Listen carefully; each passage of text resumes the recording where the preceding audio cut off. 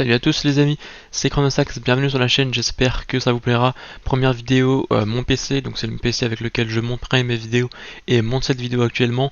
J'espère que la vidéo vous plaît, je ferai d'autres vidéos du genre et puis des vidéos sur le hardware, sur la tech, sur les PC, etc. Si c'est un contenu qui peut vous intéresser, n'hésitez pas à mettre un like, à vous abonner et surtout à mettre la cloche pour avoir une notification des futures vidéos. Et vous pouvez également partager la chaîne avec vos amis évidemment, ce sera un plaisir. En tout cas, mon Discord est en description. Si vous avez des questions, n'hésitez pas en commentaire ou en Discord si jamais vous voulez en privé. Donc je vous souhaite une bonne vidéo, j'espère que ça vous plaira. On se retrouve bientôt pour une deuxième vidéo. D'abord, c'est un PC que j'ai monté. Alors pourquoi j'ai voulu monter mon ordinateur et pas simplement en acheter un au magasin, vous allez me dire. Tout simplement puisque avant j'avais un PC tout fait, donc de chez Lenovo, un PC tout monté, et je l'aimais beaucoup moins en fait. Je trouve que le rapport qualité-prix était très mauvais, c'est-à-dire qu'il était cher. Et surtout, le jour où on m'a dit que ma carte graphique était devenue un petit peu obsolète et que je voulais l'améliorer, je me suis rendu compte que je ne pouvais pas, de 1 pour la taille du PC, de 2 tout est plus compliqué, et de 3 l'alimentation était irremplaçable et était insuffisante. Donc c'est pour ça que je me suis dit que mon prochain ordinateur, donc je l'ai revendu, j'ai pris de l'argent, et puis mon prochain ordinateur, donc celui-ci, serait un PC que je monte moi-même pour pouvoir l'améliorer dans le temps sans avoir à tout repayer à chaque fois. C'est plus économique, plus écologique, tout ce que vous voulez. En tout cas c'est plus pratique. Donc on commence tout de suite par le processeur qui est un peu le cerveau, si j'ai envie de vous dire, de l'ordinateur. Donc le processeur, c'est le Ryzen 5 3600. Je sais qu'il existe une variante qui s'appelle le 3600X, mais il sert pas à grand chose, donc c'est à dire que si jamais je overclock le 3600, je reviendrai au même résultat, donc c'est pour ça que j'ai pris celui-là. Ce processeur, je l'ai acheté sur AliExpress, c'est le seul que je n'ai pas acheté, le seul composant que je n'ai pas acheté sur Amazon. Pourquoi AliExpress? C'est pas fiable, c'est chinois, je sais pas quoi. Tout simplement, déjà il n'y avait pas de stock sur Amazon, ou alors à 300 € le processeur, donc autant dire que voilà quoi, c'était pas un bon prix. Donc je l'ai pris sur AliExpress après avoir eu un retour d'une personne qui m'avait dit que c'était bien et fiable. Donc j'ai eu la livraison en 2-3 semaines, et honnêtement je recommande. C'est vrai que la livraison était un petit peu longue, quand vous recevez le processeur il n'y a pas de ventirad, et donc vous aurez uniquement le processeur dans une petite barre de plastique, etc. Mais il était bien protégé honnêtement pour le voyage. Donc le processeur est comme neuf, je pense qu'il est neuf, et aucun impact, aucun souci, aucun pin cassé évidemment. Enfin bref, aucun problème, mais il marche comme un Ryzen 5 normal quoi. Donc je vous recommande totalement l'Express. Bien sûr c'est moins fiable qu'Amazon. Si vous avez le même prix sur l'Express et Amazon, évidemment prenez Amazon. Vous avez la garantie en plus, le ventirad en plus, et la livraison rapide, et la fiabilité pour le retour, tout ça. Voilà. Mais si jamais c'est beaucoup moins cher sur AliExpress, prenez AliExpress. Ensuite, pour la carte mère, qui est un peu le centre de l'ordinateur, j'ai envie de dire, c'est une B450 de chez MSI, la Gaming Plus Max.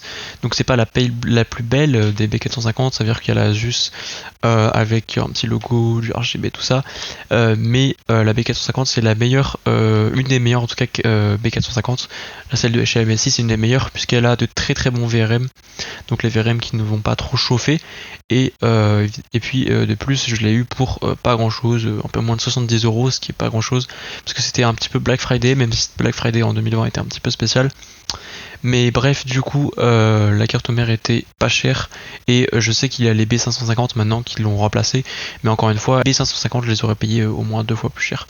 Donc c'est une des raisons pour lesquelles j'ai choisi cette carte mère. Pour ce qui est de la RAM, vous le voyez à l'écran simplement, c'est un kit de 16 Go de Corsair Vengeance RGB Pro, donc fréquencé à 3000 MHz. Donc c'est pas la fréquence la plus haute, j'aurais pu prendre du 3200, même du 3600, mais 3000 c'était le meilleur prix qu'il y avait, donc j'ai pris un kit de 3000. C'est de la RAM très populaire, qui marche très bien, rien à redire. Le logiciel AQ de Corsair, un peu lourd mais qui permet de contrôler le RGB et même de savoir les températures de sa RAM. Donc si jamais vous voulez savoir les températures de votre RAM, je sais pas si c'est utile, mais au moins vous pouvez le faire. Et du coup, voilà, c'est simple, j'ai ce kit qui est très connu, et si jamais un jour je veux upgrade à 32 Go de RAM, si on a encore en DDR4, je prendrai encore un kit de 16 Go pour combler mes 4 slots de RAM et arriver à 32 Go de RAM. Alors un gros point dans mon cas, c'est tout simplement le boîtier, la grosse pièce. Le boîtier c'est le Sharkoon RGB, donc c'est un boîtier ATX mais qui est plutôt petit pour un boîtier ATX, donc je recommande personnellement de prendre un boîtier un peu plus gros. Je vais vous expliquer pourquoi. En tout cas je l'ai pris pour le RGB, c'est un peu une erreur je pense, parce qu'il y avait un strip RGB en bas, comme vous allez le voir, qui est honnêtement très plaisant à regarder, et le ventilateur RGB à l'arrière, ainsi que devant sur le panneau avant il y a aussi du RGB. Donc honnêtement c'était une erreur, je pense j'aurais dû prendre un boîtier un petit peu plus cher, sans RGB et quitte à économiser plus tard pour mettre des ventilateurs RGB par exemple Corsair. Quand je vous disais qu'il était un petit peu trop petit, c'est par exemple le rack à disque dur qui est à côté de la lime en dessous du cache. J'ai dû l'enlever à cause des câbles parce que j'ai pas une lime modulaire, une alimentation, je vous le dirai. Mais du coup voilà, et il a deux ventilateurs de base, le ventilateur RGB que vous voyez derrière et un ventilateur pas RGB normal qui est à l'avant. Et ils sont corrects, mais celui à l'arrière, le RGB est un petit peu trop bruyant, même si je trouve qu'il est beau personnellement, il est un peu bruyant. Donc voilà, c'est un peu le point négatif de ce boîtier. Alors peut-être que vous disiez que Charcone était une marque pas connue, que vous connaissiez pas. Je peux vous dire que c'est rien comparé à l'alimentation.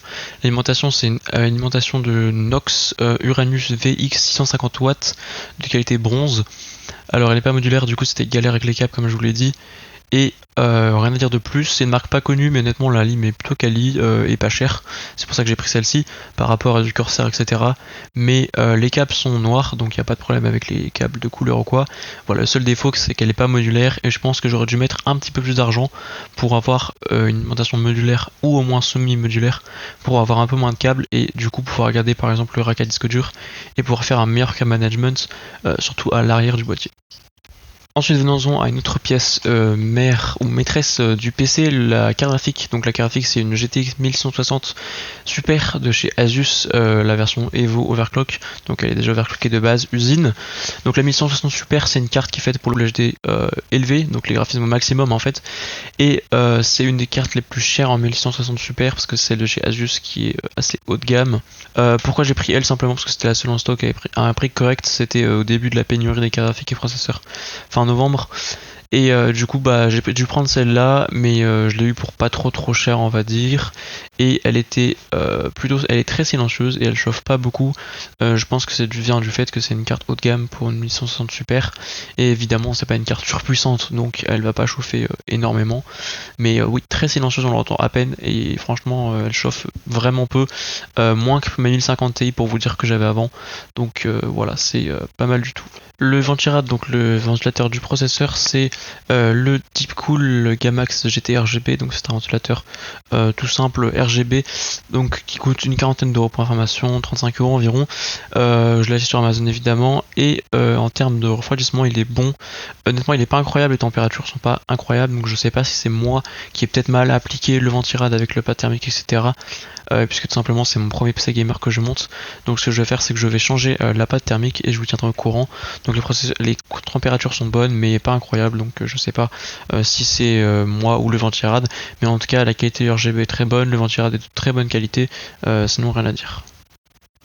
Pour ce qui est des ventilateurs du boîtier, j'ai rajouté en plus des deux ventilateurs qu'il y avait de base, j'ai rajouté deux Pure Wings de chez Be Quiet en 120 mm, donc comme les ventilateurs de base, ce qui me fait un total de 4 ventilateurs, donc ça fait un plutôt bon airflow, parce qu'il y a 3 ventilateurs à l'avant 220 mm et un à l'arrière 220 mm. Donc pour moi c'est très bon, j'ai un airflow correct on va dire.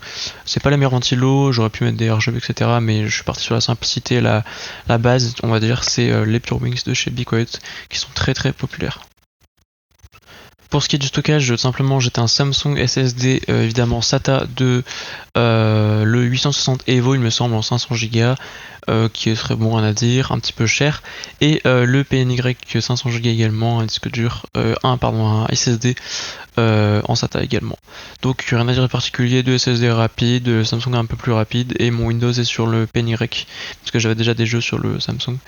Et en plus j'ai un disque dur externe de 2 Tera pour les données, les vidéos, les jeux légers, etc. Donc comme ça je peux être tranquille niveau stockage. J'ai au total presque 3 Tera du coup, dont 2 HDD et 1 de SSD. Donc pour la conclusion, tout simplement c'est un PC très bon pour du Full HD en élevé, en très élevé maximum, tout ça, pour du 120 Hz environ on va dire, 144 Hz même sur certains jeux. Je n'achetais pas un PC actuellement, il n'y a pas de stock, les processeurs sont hors de stock et les cartes graphiques sont extrêmement chers, genre 1660 à 700 €, voilà quoi. On va pas acheter ça. Enfin bref, donc mon PC il coûtait approximativement 850 € quand je l'ai acheté. Actuellement il coûterait peut-être 2000 €. Enfin bref, il n'y a pas de stock donc ça sert à rien de forcer.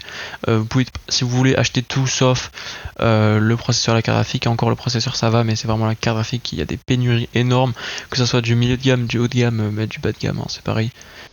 J'espère que cette première vidéo vous aura plu sur la chaîne Chronosax. N'hésitez pas à mettre un like, vous abonner, la cloche, vous connaissez. Si jamais la chaîne vous intéresse, le contenu hardware, etc. pourrait vous intéresser. N'hésitez pas à mettre vos critiques constructives en commentaire. Et il faut savoir qu'il y a les liens de tous les produits en description avec des liens affiliés. Donc pour soutenir la chaîne, si jamais vous voulez acheter les produits ou même acheter n'importe quoi sur Amazon, il y a un lien exprès pour ça. Pour pourquoi pas acheter du matériel plus tard.